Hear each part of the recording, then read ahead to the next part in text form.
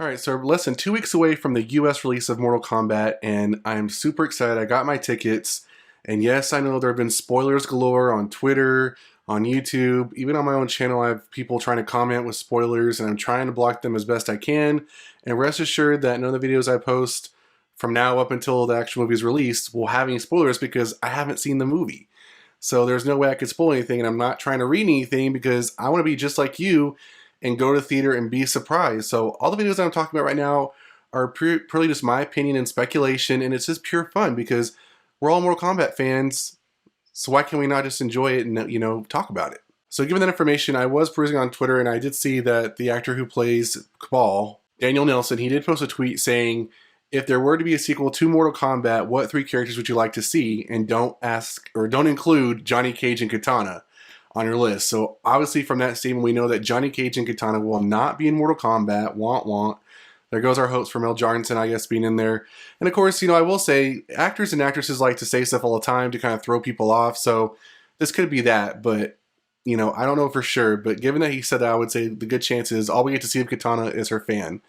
But given that information, I wanted to break down pretty much what characters we would have gotten from the first and second game that did make this movie, and even some that should probably make it given some clues that we've seen in the trailers. So let's break it down. So given all the characters in the Mortal Kombat movie, the majority of them make up the Mortal Kombat 1 video game roster. Now I know that this movie is kind of a hodgepodge of the Mortal Kombat games, the movies, the comics, etc., just the lore. So I know that it's kind of just a variation of everything, but the majority of the movie seems to take place during Mortal Kombat 1 and Mortal Kombat 2, somewhere in there, like a merge of the two. So given that this is the main roster that we see, there are a couple characters that are added that are scattered from like Mortal Kombat 2, Mortal Kombat 3, and even Mortal Kombat 4 and some other video games in the series. So given all of that, I wanted to kind of go through a list of the characters we did not get that we should have maybe have gotten, and ones that we got teased that we could possibly see in a sequel. So even though Daniel Nelson didn't want to talk about it, let's talk about Johnny Cage and Kitana. So first up is Johnny Cage, and Johnny Cage makes his appearance in Mortal Kombat 1, and he's also in Mortal Kombat 2, and we see even from like the original Mortal Kombat movie where we had Lauren Ashby actually play Johnny Cage, we know that he plays an integral part in the movie. Now we know that with all the controversy supposedly surrounding the directors and producers and writers' decision to not have him in this movie and introduce a new character, Cole Young, which everybody's, I think, at this point perfectly fine with. I think people are still, while they are not happy that Johnny Cage isn't in it at all, I mean, we could have had both. I do think that if we had both of them, it would have been kind of confusing. They'd have been very similar characters. But as I said in another video, I do think that possible celebrities like The Miz could play him, and I do think that he should be in a sequel, or maybe they was even talking about a standalone film. I don't know about that. Not even an HBO Max series, nothing like that. Just go ahead and make him be in the sequel. And I think that, I haven't seen this movie yet, but I'm guessing that Kano will be probably the comic relief of the movie. So it'd be nice to have, Johnny Cage come in because he offers a different, element that I think he could bring to the movie that make it worthwhile. Now leads us into Kitana. Now, I think with Kitana, it's a little bit more likely that we will see her in a sequel. We've already established Shang Tsung and Mileena, and then we've also have teases of Shao Kahn. So we know that, in the Mortal Kombat lore, she is the stepdaughter to Shao Kahn, and is also the daughter to Sindel. Can we also get Sindel in the sequel? Possibly. But given that we have teases of at least Shang Tsung, Shao Kahn, and Mileena, we know that Kitana is going to be in the sequel. And we've also seen her fan, in the, I'm guessing the relic room or just the temple, showing off various heroes from past, whatever it is. So we know that she is in the Mortal Kombat universe, and we could possibly see her in the movie. Sad to say it's not Mel Jarnson, I guess. We're not really sure if she's playing another character in this movie or if she's Natara or whatever her character may be. But judging from the tweet from Daniel Nelson, looks like she may not be in this movie, but hopefully she'll be in the sequel. Now the next one on my list is Baraka. Now we didn't get Baraka in this movie, which is ironic because we know that, Mileena is basically a clone hybrid of Baraka and Takartan, species put together. I know he is a Takartan, but basically Kitana and a Takartan pushed together, and you can have Mileena, with some little evil added to it. So it's interesting that we already have Mileena right off the bat, but we don't have Baraka. And I think Baraka would have been an interesting character to have, given, the other characters that we have as far as like Shang Tsung's minions. But it is interesting to see that we'll probably have him in the sequel more as a minion to probably Shao Kahn. Next up on my list is Kintaro. Now, given the way this first movie probably plays out, it would make a lot of sense that we could probably see Kintaro in the second movie. Now, he is a part of Mortal Kombat 2 as far as the big bad boss.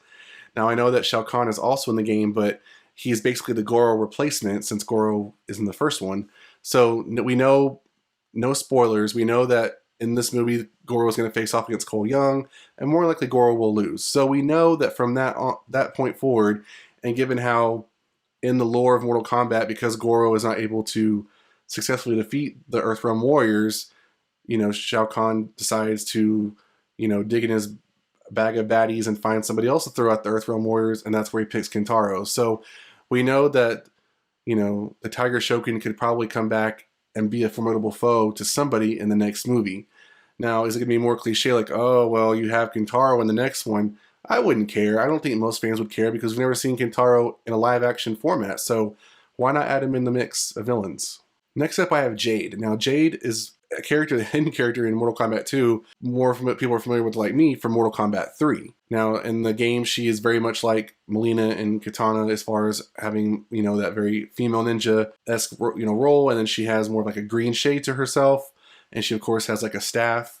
So I think with her, I'm not really sure how she would play. I know in Mortal Kombat Armageddon, the 1997 sequel to the original Mortal Kombat from '95, she is kind of like a villain in the movie, or is kind of like just playing neutral and is kind of thrown off Earthrealm heroes. So I think in the second one, if we're going off of the rebooted series, I think we could actually see her as an ally, and possibly even, it might be an interesting way to, bridge the gap between her and maybe other storylines in Mortal Kombat, like with Kotal Kahn, and possibly just, I'm trying to think of who her main antagonist was in Mortal Kombat 3. But, with her, she's an Edenian, and she's basically just an ally for the most part to the Earthrealm Warriors. But I'm interested to see her possibly show up in a sequel. Next up, I have Smoke. Now, Smoke originally appears in Mortal Kombat 2, I think, as like a hidden character, but he's also, a lot of people know him as in Mortal Kombat 3 as a ninja and as a cyborg. Now, I think this could be interesting. I don't want a sequel to Mortal Kombat to be like Mortal Kombat Armageddon. I don't want it to be this just buffet of characters they throw in there for no apparent reason to make up a story. I do think that the, Cyber Lin Kuei initiative is a very important storyline in the Mortal Kombat lore, and I think it's one that should be told in a movie. I know we have had it in various iterations of Mortal Kombat, but I would like it to make sense and not just be thrown in there. So however this movie plays out, I would like it to make sense. So if it doesn't have to happen in the sequel, don't put it in the sequel. Don't have Smoke in there if he's not needed, but he was a character that was not included, and I do think it's possible that we could see him in a sequel, maybe not as a Lin Kuei cyber initiative, but maybe just as another ninja. Now, I did want to bring up other characters that we do have hints of in this movie and from the trailers, but possibly may not show up in this movie, but could possibly show up in a sequel. So the first group that I listed were the ones that were more like in the game roster that did not make the movie cut.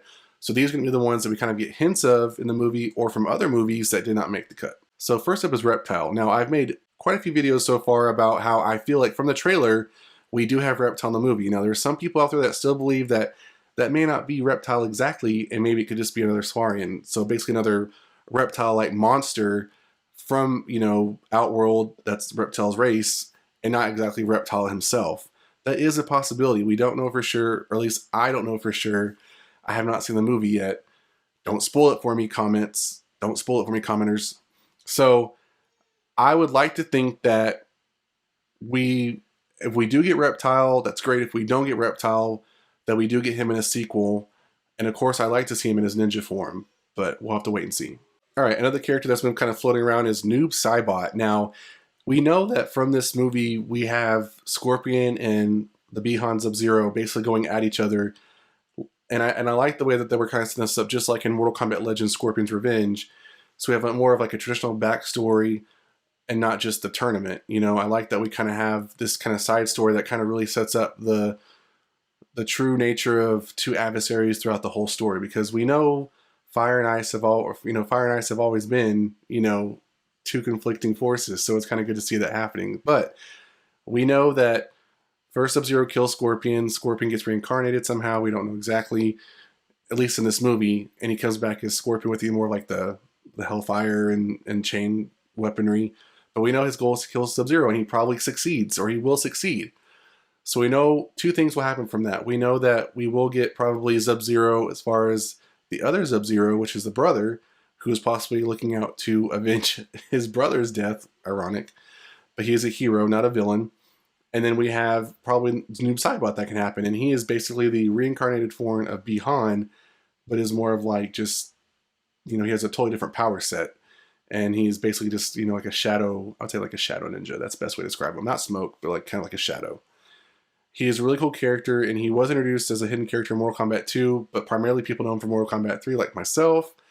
And so I think it'd be cool to see him. Now, people have been speculating that we kind of see him in this movie based off of a scene where Sub-Zero was, I guess, teleporting, I guess. They think that you can see Noob Saibot in the background, but I don't know why they would both be living in the same movie. I think it's supposed to be more, this is what he transforms into. So, just like Hanzo Hasashi transforms into Scorpion, Bihan will transform into Noob Saibot. And hopefully get him in the sequel.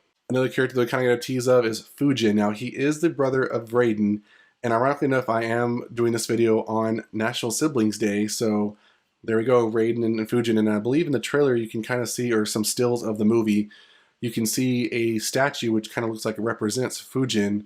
I think it's in one of the scenes where like Natara is kind of looking onward, or it shows somebody battling in the arena and kind of like a full-out shot, and you can see these kind of gigantic, structure and statues. One of them looks to be Fujin, so we know just from that Fujin does live in this universe, given that he is an elder god, or he is a god.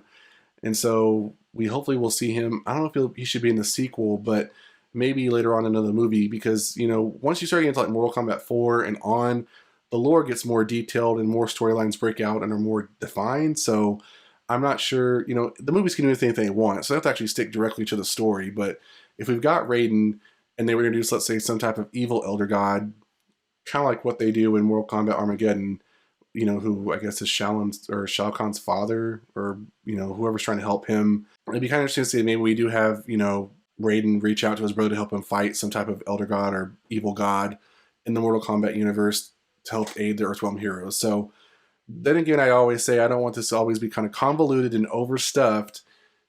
Keep it simple, keep what fans want. You don't have to throw everything at us, just make it flow perfect and may have a good story to it. And last character I want to talk about, let's talk about Quan-Chi.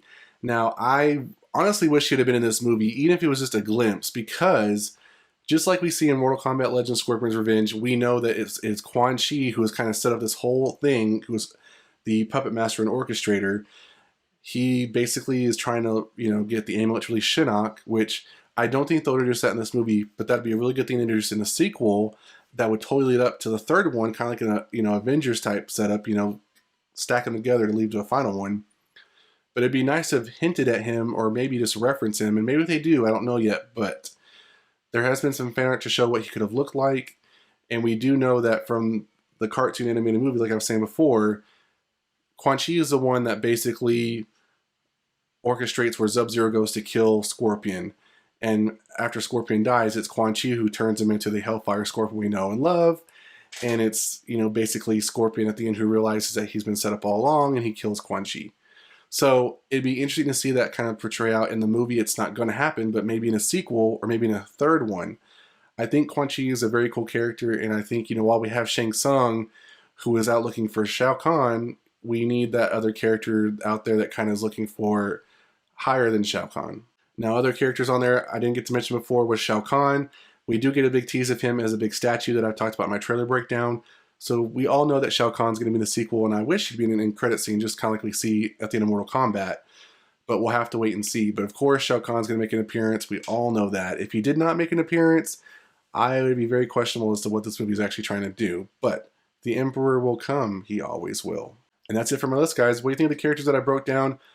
Of the ones I listed, what characters would you like to see the most in a sequel? And if I didn't list a character you'd like to see, who would you like to see in a Mortal Kombat sequel? And that's it for this video, guys. If you enjoyed, hit that like button. For more videos like this one, make sure you smash that notification bell. And I'll see you guys next time on The Mashup.